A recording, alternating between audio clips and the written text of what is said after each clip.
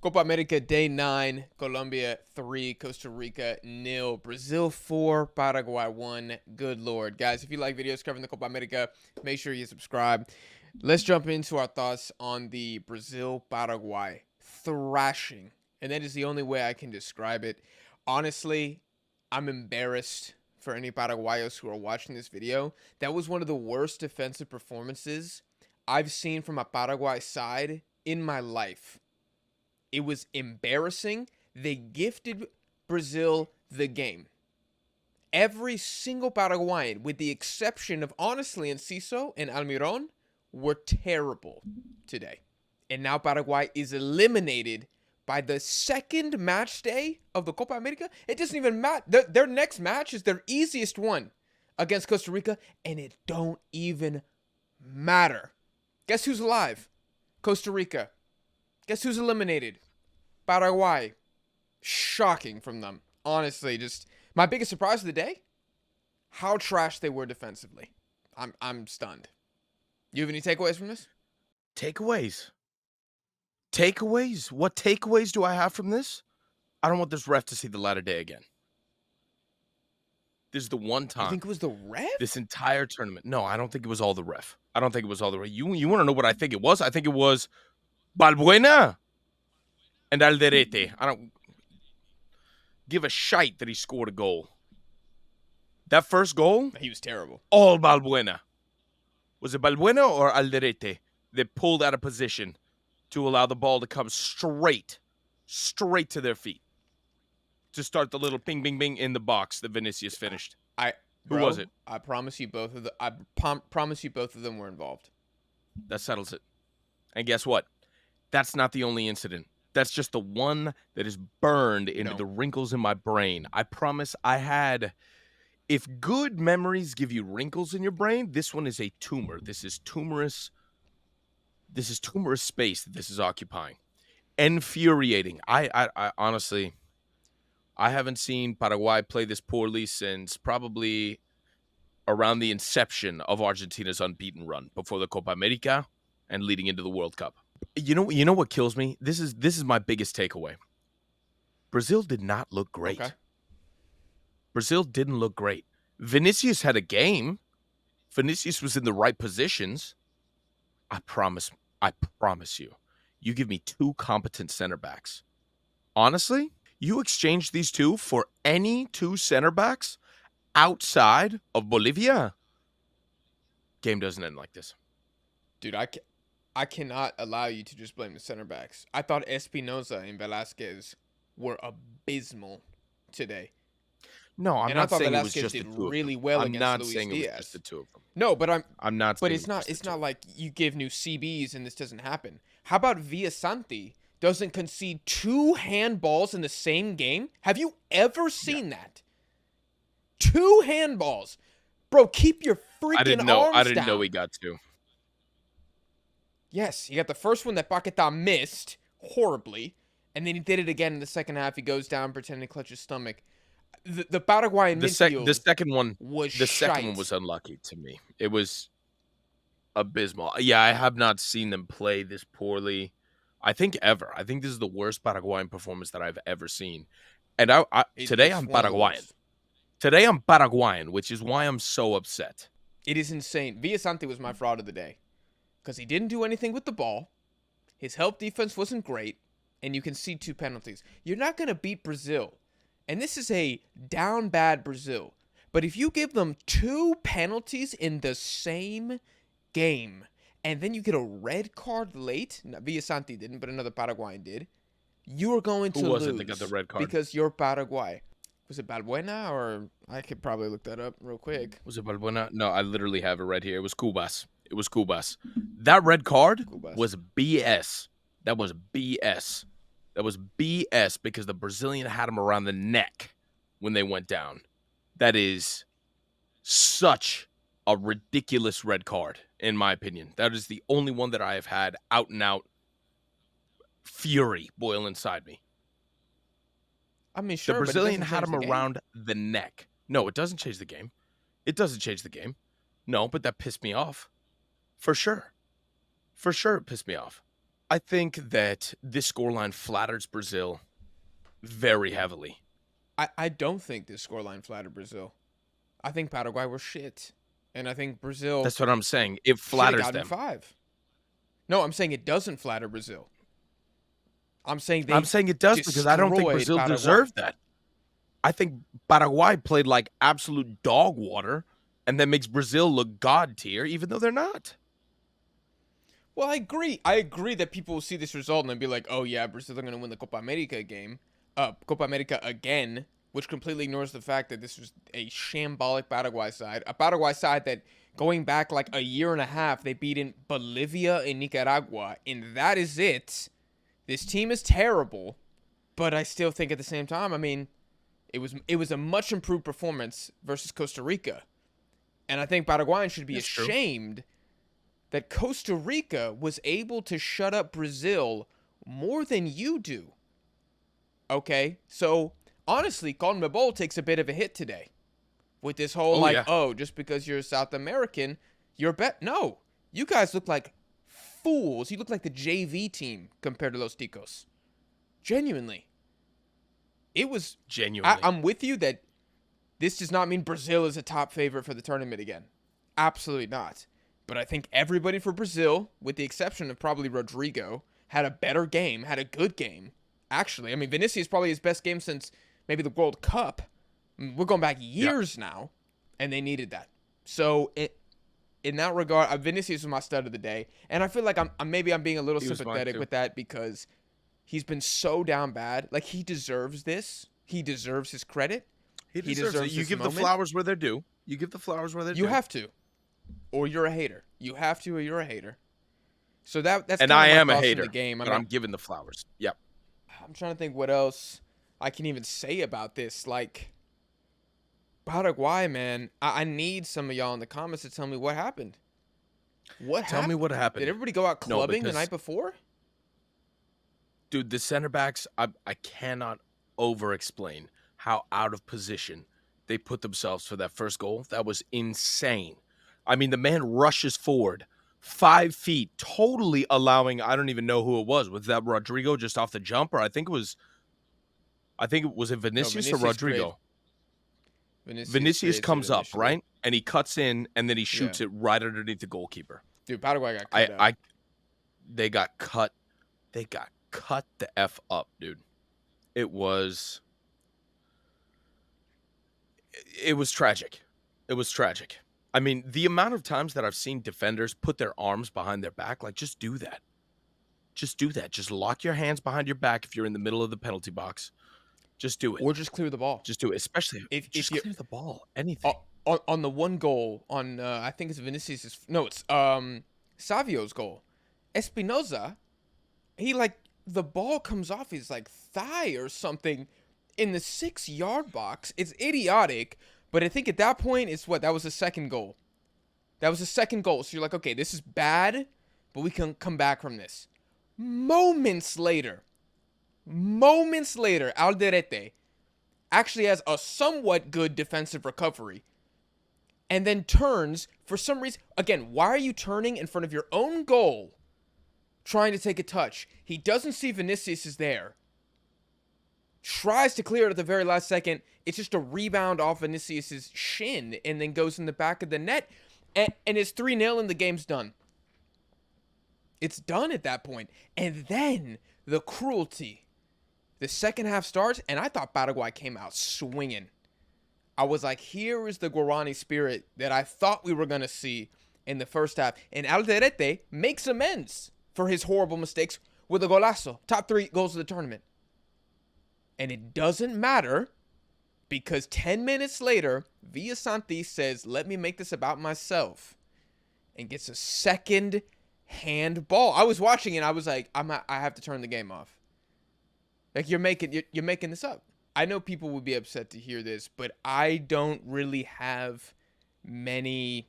My opinion of Brazil has not changed from this game. No, it can't be. It can't be. I mean, look at Paraguay's performance and tell me that they put up even a fighter's chance. No, they didn't. You cannot say that they did. Brazil did not face real competition in this performance. They didn't. Moving on to Colombia versus Costa Rica. So, crazy stat again. The XG in this game, Colombia's was 2.9. Costa Rica's was 0.15. And this is why I said earlier, I do still think that Paraguay are going to beat Costa Rica because Costa Rica do not have a modicum of an attack. They're not doing anything. They have not done anything in 180 minutes of football. They have the lowest XG through 2 games of any team, and that is including Bolivia. Their XG through 2 games is 0.18. It is so bad. They have the second worst expected goals allowed and the worst expected goals. Costa Rica. We did a live stream for this. The game was overall kind of boring. I feel like the biggest talking point and my like moment of the match was when Sequeira, the Costa Rican goalkeeper, clears out John Cordoba for no reason in the penalty box, concedes a penalty shortly afterwards, and that kind of sent Gustavo Alfaro's game plan to shit. Because now they're down a goal and they have to attack, and they can't hang with these teams at this tournament doing that. No, they can't. No, they can't. The Costa Rican goalkeeper, I mean, there's literally no excuse there. It's not like it's overtly hot. It's an indoor stadium. You're not sweating that much. Relax. Think through. Have no idea why you have to go in with a challenge like that. Unreal. I have no idea what else to say about that. I was happy to see Colombia find their stride. Couple nice goals. Our boy, what's our boy's name that took his shirt off? John Cordoba. Cordoba. I don't know why he had to do that, but I'm glad he got a goal. Got a goal. The game was over by then. He does need to start next game. What did you think about Colombia today? Colombia, I liked him. It took them a while to find their start, but I think you have to give credit to Costa Rica. What you said is you don't want to see that kind of football in the knockouts. I like the grit with which they played. I think that kind of play style can be very successful, and I'm personally a fan of it. Maybe that's because that's the way that I play. So I empathize with these guys. But yeah, I like the grit with which they played, the fact that they held on for as long as they did. I think they should be applauded for that. Was it super entertaining, high-flying football? No. Not in the slightest, but I think Colombia, it speaks to how good they are, that they were able to overcome that and find 3 goals. Because if you showed me the first half, I would tell you that the second half would not end the way that it did. I think at least one goal less. I would have given you like a 2-0, 1-0, something, if you had showed me just the first half of Costa Rica, Colombia. Yeah, I don't know. To me, I didn't really learn too much about either team in this game. Like, Costa Rica had the same game plan. It went to hell after the pen. They concede a set piece, and then at that point, like, the game's gone because his team ain't scoring 2 goals against anybody. Or maybe Paraguay because of how shite they've been. And then Colombia, it's a very Colombia game. They do not play like Uruguay. They do not play as controlled as Argentina. Every Colombia game is like a roller coaster. They look very average sometimes, and they look like the best team on the continent for another 15-minute span, and that's exactly what we saw today. So I don't know. I think we're really headed here for a great game, Colombia versus Brazil, with the group to play for. I mean, Brazil would need a sizable victory. It might even be out of reach, to be honest. They'd have to beat Colombia by probably, let me look at the goal differential right now. Actually, they'd only have to beat Colombia by 1 goal to win the group. So yeah, this last match day, which is something that we were thinking wouldn't really matter much because both teams would be on 6. Well, now it does matter because Costa Rica could also hypothetically go through but they need a massive GD win against Paraguay, and they need Colombia to beat the crap out of Brazil, which I'm not sure they'll beat the crap out of them scoreline wise. No, But I I think do they'll think they're win, gonna but win. yeah. I think they'll win too. What do you think? You want to give scoreline predictions for that? Very quickly. I'm gonna say Colombia. I'm gonna say 2-1 or 1-0. 2-1. Like that. 2-1, 1-0. Yeah. Yeah. I think it's gonna be a cracking game. I think it is. I'm excited for that game. Costa Rica, Paraguay, me vale. Yeah. Me vale Yeah. mierda. No me importa. I don't I'll care. keep a tab open, but yeah, I don't really care either. Of the teams on this side of the bracket, U.S., Uruguay, Brazil, Colombia, that are the favorites. Which team do you think looks the best? We've seen them all play twice. Uruguay looks the best, but I think that Bielsa was right in his comments that you told me earlier, in that they haven't faced a team that has made them work very hard. So I'll be very interested to see this third match day. U.S. looks really good too, according to their talent level, in spite of the red card. Yeah, but you can't say they're the best. Like, No. just because we only have a game really to watch them because of Tim Weah. We only have a game to grade, and that was against Bolivia. I thought that they really held their own there down a man. I was really impressed by that. I've told you that one of my biggest issues with this U.S. men's national team is that I don't know if they've got the grit. I don't know if they've got the gumption. And that showed me that there's something there. That there's something there that they held on for that long and were still capable of attacking threat during that time. Yeah, periodically. So I was proud of them. I was proud of them for that. I got to give them their flowers because, I'll go straight to the negative first with them. Then Colombia, then Brazil. So Uruguay, Colombia, Brazil, U.S. Yeah, I would agree. Uruguay, I think, have looked. And Brazil inches out on talent better than everybody else. Yes. Yeah, correct. To go back to this briefly, Brazil looks better off of talent alone. If we're talking about expectation, where they should be and what they are playing as, I think the U.S. is playing better than the sum of their parts compared to Brazil. But that's Brazil's issue. I don't think either team is playing better than the sum of their parts. I think both of them have underperformed. Yeah, but I'm taking into account the red card. I didn't think the U.S. was capable of a game like that with a man down.